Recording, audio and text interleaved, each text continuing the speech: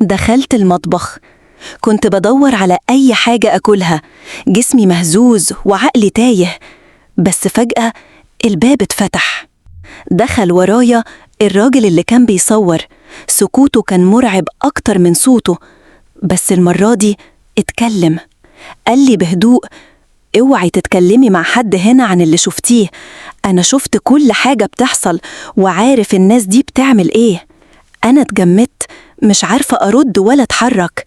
مد إيده اداني ورقة فيها رقم تليفون، وقال بصوت واطي لكن كلماته حفرت جوايا: لو عايزة تخرجي من هنا من غير ما تتقتلي كلميني. أول ما سمعت كلمة تتقتلي رجلي معرفتش تشيلني.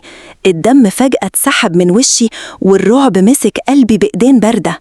هو خرج وسابني واقفة لوحدي في المطبخ ما بين رقم على ورقة وبيت مليان ناس بيضحكوا بس بيقتلوا بضحكة.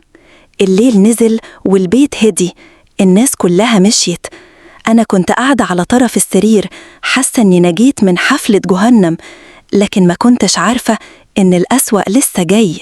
دخل الأوضة الراجل اللي كنت فاكراه محترم، اللي ساعدني واللي قلت عليه طيب. ابتسم ابتسامة باردة وقفل الباب وراه بهدوء مرعب. قرب مني وقال: طبعا يا وفاء، مش هتقولي لحد أي حاجة من اللي شفتيه صح؟ أنا سكت، كنت عايزة أقول أي كلمة بس لساني اتعقد. بصلي بنظرة كلها تهديد وقالها صريحة: عشان لو عرفت إن لسانك اتحرك أنا هقتلك بإيدي.